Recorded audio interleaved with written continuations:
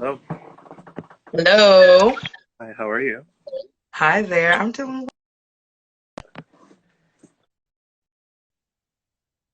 okay. Hi, everyone. Thank you for joining BPIA Chats today. I'm your host, Alexandria Maloney, and I hope everyone is staying safe and lifted during this time. The purpose of this series is to share the experiences and insights of members of the international affairs community and hopefully inspire the next generation to explore opportunities in the field. Also, the thoughts and views of our guest speakers are their own and do not reflect the views of BPIA, and we are currently streaming live. This talk will be posted on our IGTV and our YouTube page afterwards. And if you haven't already, please follow Black Professionals in International Affairs on Instagram at IABPIA, as well as our guest speaker whose handle can be found on the flyer on our page. So lastly, we encourage viewers to chime in below with comments and questions in the thread. So without further ado, I will introduce our guest. Mr. Jonathon Cummings is originally from Kingston, Jamaica, and moved to New York City at the age of 16 to complete high school. Jonathon graduated from Ithaca College with a BA in Cultural and Communication Studies and received his MPA from Cornell University.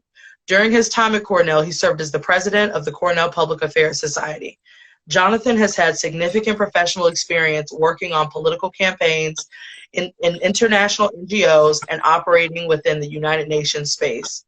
Currently, Jonathon serves as a member of the steering committee for the Alliance of NGOs and CSOs for South-South Cooperation. Thank you so much, Jonathon, for joining us today. Oh, thank you very much, Alexandra. So it's a pleasure being here, and I hope everyone's staying safe.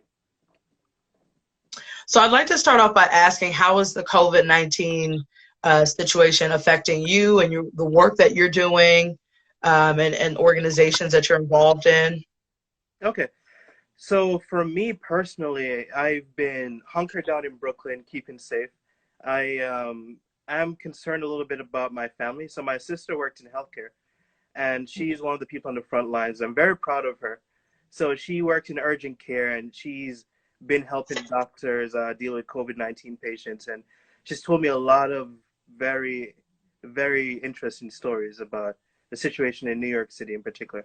But according to her, the curve is starting to go down. Like the amount of people who come into the urgent care clinics, who come into these hospitals, the number is starting to lessen. So that's a good thing. That's a very good thing. But in my workspace, in the international affairs space, NGO space, um, a lot of things are on hold right now. A lot of things are on hold. People are home. Every so often, you hear about various NGOs in different countries. Like a friend of mine in Pakistan, um, he's working with getting food to different people in impoverished areas in Pakistan. Sorry, in Pakistan, and you hear all these different stories about the good work that NGOs are doing. I know with governments, governments are trying to do their best to handle this response.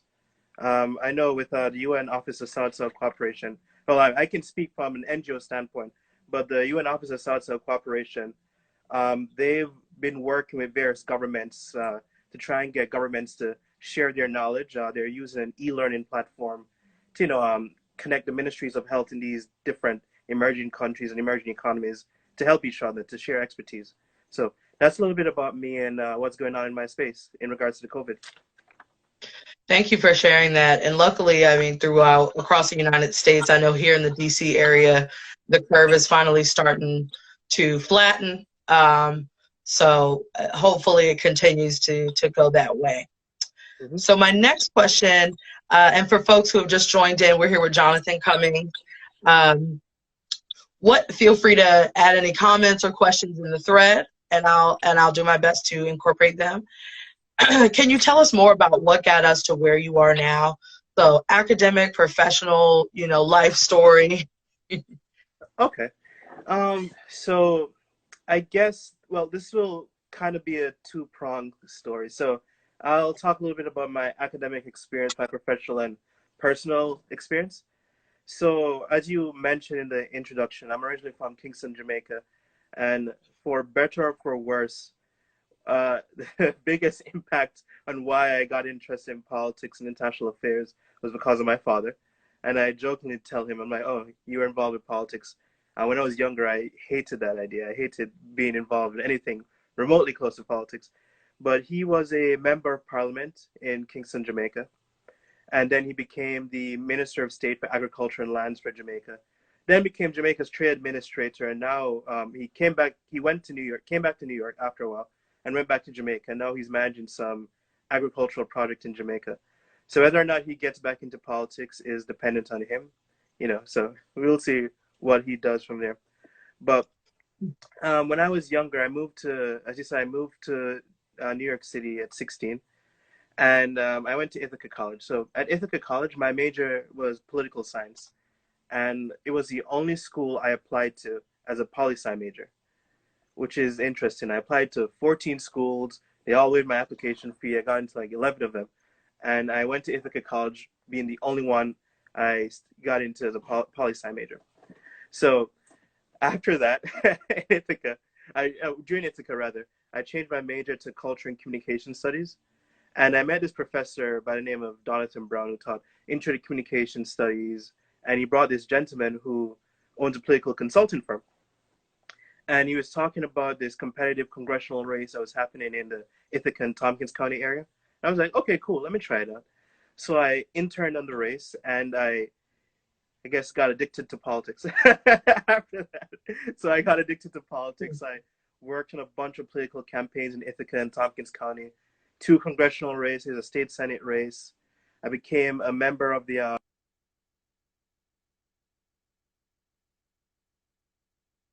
committee. I became the founder of the Tompkins County Young Dems, you know, all these things. I served in the City of Ithaca Fifth Ward Democratic Committee. And then I actually was going to run away to DC. So after undergrad, I worked at a law firm for a year, and I got into George Washington University. And then after I got into GW, uh, I met someone who convinced me to apply to Cornell for an MPA program. And she said, well, you know, you're already here. Cornell, at the end of the day, is a very good school. Apply and see what happens. So I applied. I got in. They gave me a fellowship. I bit my tongue, and I'm like, you know what? Instead of going to DC right now, let me just go to Cornell. I went to Cornell, and um, it was great. It was an excellent experience. As you know, Cornell is a great school. I really love the CEPA program. And while I was in Cornell in the summer of 2017, I interned with this program called the International Young Leaders Assembly, which is um, this program, this partnership-driven initiative that was co-convened by the Global Peace Foundation and the Global Young Leaders Academy to bring in young people from all over the world to expose them to the World Bank, the United Nations headquarters, the Department of State, you know, into international spaces that typically young people feel intimidated to be a part of.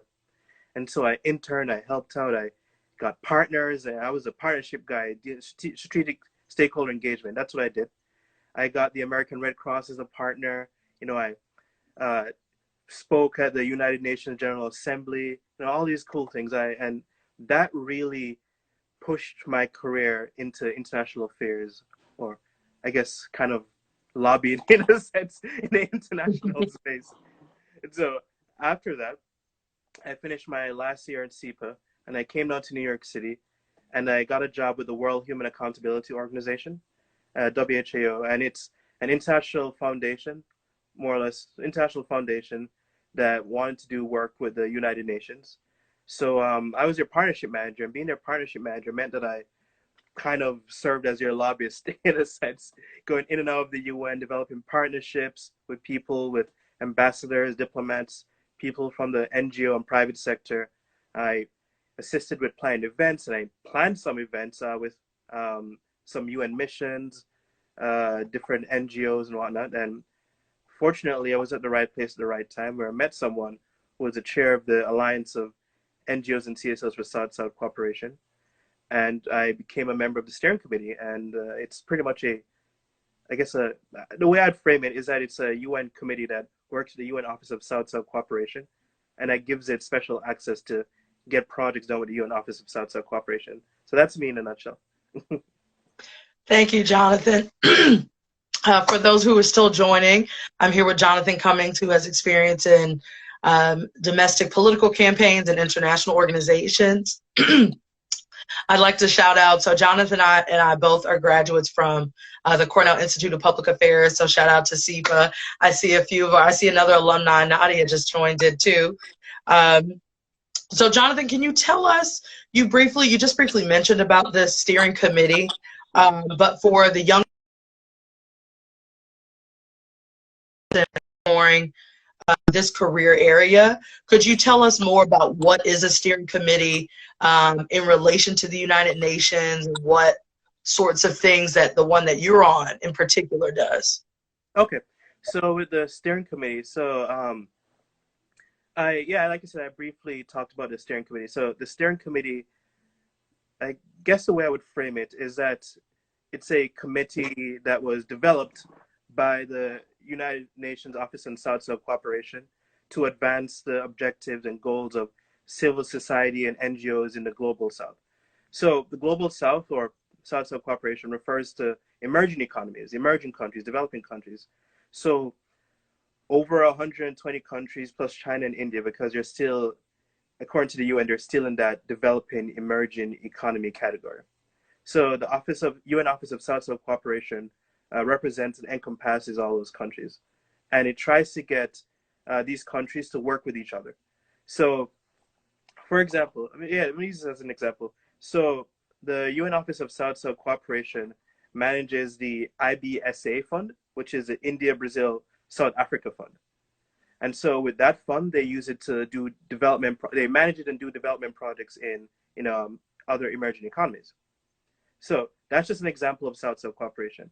India, Brazil, and South Africa are countries that are still emerging. They're still considered in the global South, and they're working together to help other emerging or developing countries. So with the committee that I'm on, it tries to get NGOs and CSOs to work with each other in these emerging countries. It represents them. It represents their voice to the UN Office of South-South Cooperation. And we've planned regional meetings in various countries. So a regional meeting was planned in Buenos Aires in Argentina, Amman in Jordan, Ethiopia, Addis Ababa in Ethiopia, and Nairobi in Kenya. And there was of course, because the United Nations headquarters is in New York, there's a meeting in New York as well. So beyond planned events, we advocate for the interests of NGOs and CSOs to the Office of South-South Cooperation. We've talked about various things such as developing an impact investment fund as an idea to see how we could best help NGOs with capacity building. So it's an advocacy group for nonprofits, NGOs, and civil society organizations. Great. Thank you for sharing that. And for folks who are just joining in, feel free to drop any questions or comments that you may have in the thread below for our speaker, Jonathon Cummings, who's sharing about his experiences with international organizations and working in the United Nations space. So more on this topic, there seems to be many ways to enter the United Nations. What are some of the ways that you have seen folks get in? So is it for the viewers who may be watching who are interested in exploring careers in the UN, do folks start out with internships? Do they come in as consultants, sent on behalf of an organization? Like, what are some of the ways that you've seen people work for the UN? It depends on what someone wants to do. It depends on how they want to get into the United Nations. So the way I think about it is that if you want to get into the United Nations, you have to figure out what track you want to be a part of. So in my mind, the way I simplify it, in a sense, is that if you want to work for a member state, so a member country, the mission of South Africa to the United Nations, that's one example of a member state. So the best way to do that would be to either find a way to intern with a member state, because once you're in that member state system, you don't necessarily have to be from that country. You could intern with that member state, get in, and once you're in the system, you can network, go to receptions, and have fun, and meet ambassadors and diplomats, and join. And if you're fortunate enough, you can join that member state, the member state that they're working on, and become a consultant, advisor, a policy analyst, a secretary, whatever.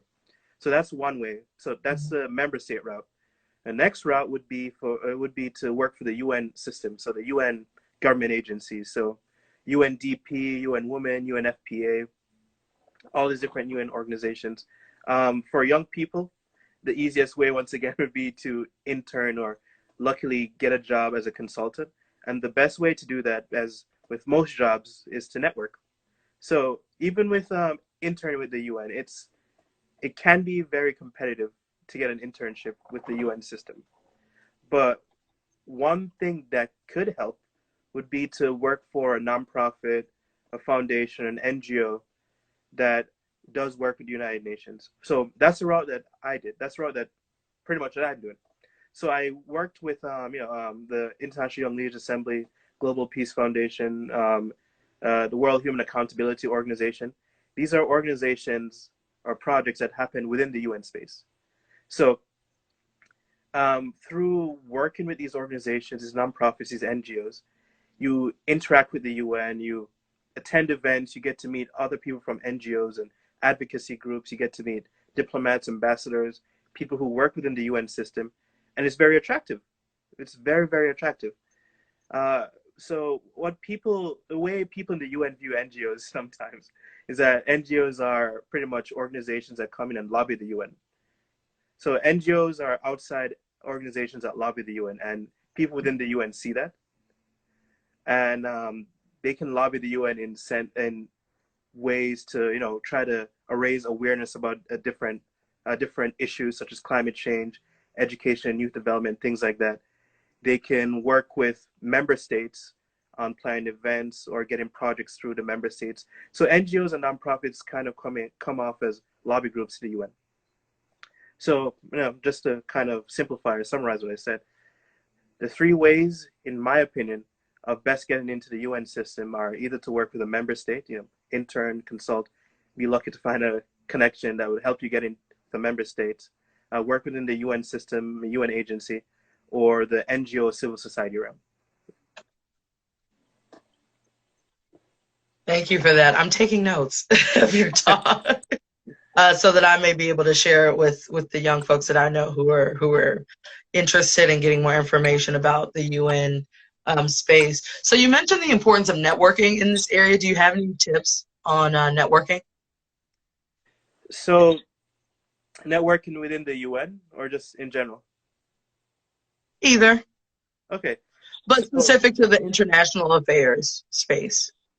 so the best way to network within the international affairs space is to just show up. Show up to various events, various talks. Heck, if you're lucky enough, honestly, the best thing that's worked for me is to go to all these different receptions. So the Mhm. UN is notorious for having so many receptions. They're notorious for having receptions. Uh, Member states host a lot of receptions.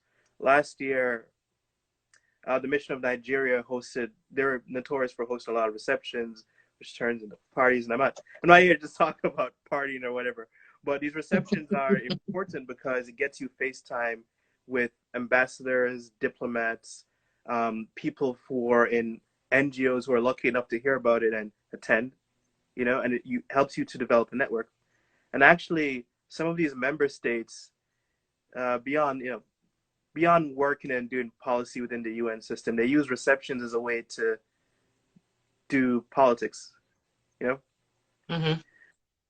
and I'll talk a little bit more about receptions and whatnot. But I think the most effective thing in that space was receptions for me. But beyond receptions, um, tapping into your network, looking at people, whether it's on your LinkedIn, social media, your school, looking at people who are where you want to be. So if or if they have an interest, if they have similar interests as you do. So for example, a friend of mine, he works with the mission of the UAE to the UN. So I needed his help with a project for something, with the International Leaders Assembly. He's also in charge of this program called the Association of UN Interns, right? So with IYLA, as I mentioned earlier on in the speech, IYLA is this partnership-driven initiative that brings in young people from all over the world to come to the UN, right? And it IYLA is pretty much ran by NGOs that try to do work within the UN space. We try to do work within the UN space. We try to get member states and UN organizations to be a part of planning this event. So I reached out to my friend who is in charge of this group who worked for the mission of the UAE. I spoke with him, I guess, convinced him, kind of, what NGOs are supposed to do, a lobby, right? Advocate. Convinced him about the program, convinced him about the program, and set up a meeting with the chairman of the organization. We pitched the idea, and he liked it. He spoke to his mission of the UAE, to see if they'd be interested in participating. And so, yeah, so the relationship was developed. It didn't pan out completely to what we expected, but at the same time, we were able to develop a stronger relationship with the mission of the UAE, get a whole bunch of young people who are already involved with the UN space to come to this event and have them marketed as a partner organization. So it's all about networking. It's all about seeing who's in your network, expanding your relationships with people,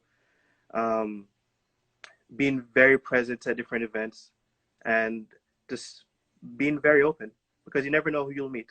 You really never know who you'll meet, and who you meet could change your life. What's been one of the most impactful encounters with a person that you've had? The most impactful encounters with a person I've had. Mm-hmm. So maybe you've crossed paths with some, with, I don't know, the Secretary General of the UN, or, it doesn't have to necessarily be a high level, super high level person, but maybe just a memory of an encounter that really stuck out to you. Okay. So I know you meet ambassadors and individuals on such a regular basis that this is just everyday work for you, everyday people. Okay, how about this? So I went to a reception hosted by the Mission of South Africa once, and it was very interesting. So when African nations host receptions, sometimes it turns into a party. People dance and celebrate and whatnot. It's fun. It's a lot of energy. It's good vibes. So the Mission of South Africa hosted this reception inside the UN visitors lobby. I attended. I went. I networked, met with people, and the ambassador of South Africa gave a speech. He was giving a speech, and after the speech, the then president, the 73rd president of the UN General Assembly came. She came and gave her little speech. Her name is Maria Espinosa. She gave her little speech, welcomed everyone, thanked everyone, and she and the ambassador of South Africa started dancing. So do a little dance, everything. And I was like, okay, cool, this is fun. Everyone's dancing, everyone's having fun. And so I hung out there, I danced a bit. It was fun. And so I was walking around, doing my dance, walking around, and I accidentally bumped into the ambassador of South Africa. Well, actually, it wasn't. Was it really an accident? It was intentional. So I bumped into him. I'm like, oh, I'm so sorry. You can see I've danced, and we just struck up a conversation. And I told him that I was from Jamaica, and he's like, oh, you're from Jamaica? Oh, so we're cousins. That's awesome. Excellent. And so we developed a cool friendship relationship. And so every so often I would see him around the UN. And actually, so going back to the IYLA program, so this was very interesting. So the IYLA program happens every August. And the International Young Leaders Assembly, it happens every August. And we had some people who couldn't get in. And some of the people, I think it was three women who couldn't get in. And they were from South Africa. And so we're like, okay, you guys didn't register. We can't get you in. Okay, let's try and figure this out. So I'm walking around kind of worrying what to do. And along comes the ambassador of South Africa. And he's like, oh, there you are, my brother. How are you doing? I'm like, I'm doing well. There are these three young ladies here who want to get into the UN, but we can't get them in. They didn't register for the program or whatever. I'm like, could you maybe escort them in? And he's like, okay, fine, just for you, I'll do it. So he escorted them in. So that was a that was a good memory. That was a memory that made an impact on me. But I'm involved in that space, and I meet a lot of interesting people. A lot of people who are notable. A lot of them have Wikipedia pages. They're cool. But at the end of the Mhm. day, what I realize is that no matter how high up their status is, no matter how large their accolades are or how big their Rolodex is, they're just people at the end of the day, and they're very good. Mhm. They're very good people. Thank you for sharing that. I'm sure we're just scratching the surface at some of the experiences that you've had during your time. So thank you so much for sharing that. For folks who are joining in, we're here with Jonathon Cummings, who's sharing his experience on working with different international organizations and in proximity to the United Nations. So I'd like to shout out, I see some of the BPI board members on, Vannery Kong, uh, underscore app Sarah. She was a previous speaker for us. So I just wanted to shout you out. And her question is, sorry, I'm trying to scroll up here. Here we go. What's the best part of working at the United Nations? So the best part about being involved in that space, honestly, is just to realize how big and small the world is. And I mean that in the sense that the world is big, that you can meet people from all over the world in that environment. You can learn so many different things just being involved in that space. I've met so many interesting people that I never thought I'd meet in any other career field, right? I've met friends from the country of Georgia, Saudi Arabia, UAE. So it's very fulfilling, and I've learned a lot. Like here's a random fact about Georgia: the country of Georgia has the oldest winemaking technique in the world, dating back to 8,000 years, and I didn't know that. So I have the opportunity to learn different and exciting things and meet new people, and it just really broadens my horizon. And the second part where I said it's big and small at the same time, I think it's small because in actuality, when you meet these people from different countries, from different cultures, you realize that beyond the different cultural barriers or different languages we speak, we all have things in common, which really, really is important to realize. If there's anything that this career trajectory has taught me, is that the most important thing in the world, in my opinion, is human connection. Being able to establish a human connection and make meaningful connections with people. Because human connection can go beyond different cultural barriers, different language barriers, different religious barriers. If you try to make a genuine human connection with people, you'll see that people will really appreciate it. So that's the best part of working in this space for me. Excellent response. Thank you so much for that. Problem. So my last question to you will be, what's next? So what's coming new on the horizon, over the next 5 years or so, in terms of direction and areas of interest? So it's pretty hard to plan for 5 years. I actually thought I could plan, make a detailed plan of action of something, but it doesn't work. I mean, no one foresaw the coronavirus happening, right? Personally, for me, when I lived in Ithaca, I actually thought I would be in Washington D.C. by now. Like I said earlier on in the talk, I got into George Washington University, and I was actually gonna go to Washington D.C. I was actually about to put in my deposit, and I got my acceptance to Cornell. So you never know what could happen. But for me, I've had a lot of time to sit down and think and reflect, and I really do want to pursue a career in international affairs. As you said in the introduction, I have a lot of experience on political campaigns and politics. I've done some work consulting for governments, with the Cornell Institute of Public Affairs, where you do government consultancy courses. I used to do a little work with the Bronx District Public Health Department, all these various different things. But what feels most fulfilling, or rather what feels right for me, would be to continue my involvement with international affairs. So whether that's me finding an opportunity in Washington D.C., or I was talking to a friend who quipped and said, "Hey, you're from Jamaica. Why don't you go back to Jamaica? They could use you." And I said, "Well, Jamaica should give me a reason to go back.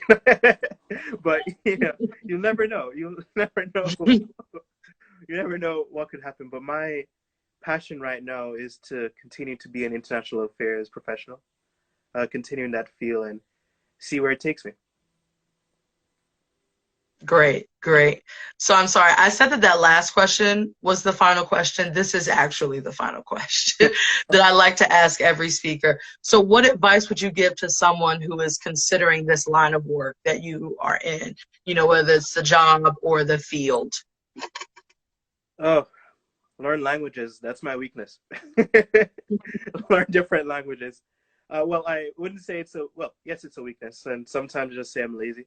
Oh, I don't think I'm lazy. I think I just need to refocus my efforts and learning languages. Because once again, you're around so many different people from so many different parts of the world. Learning a different language would really help.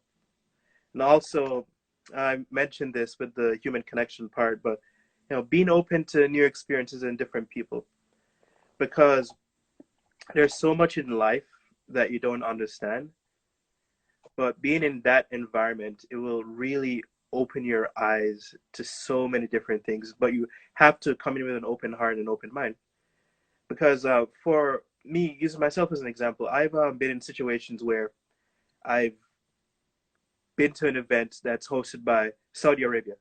You know, been yeah, Saudi Arabia or the Islamic Development Corporation. So personally, I I'm not a big fan of all of Saudi Arabia's policies, but I can't just go in and say, I'm not a fan of your policies. I don't like a lot of things they do in your country. And so the way to remedy that was just to come in and try to be open with an open mind and open heart. Why do they think the way they do? Why is the country the way it is? Are people happy with the situation? What makes a person think like that? Just being open to different experiences and not cutting people off or cutting off a culture, cutting off an environment you're into because it doesn't fit into your notion. Alrighty, so on that note, I'm going to go ahead and conclude. Thank you so much to you, Jonathan, for sharing your experiences with us. And thank you to everyone who joined in to listen today. Please feel free to follow us at IABPIA, as well as our speaker, Jonathan. You can find his handle in his flyer. And be on the lookout for more upcoming BPIA chats. So thank you, everybody, and have a great evening. Stay safe. Thank you. Bye, everyone. Alrighty, bye-bye.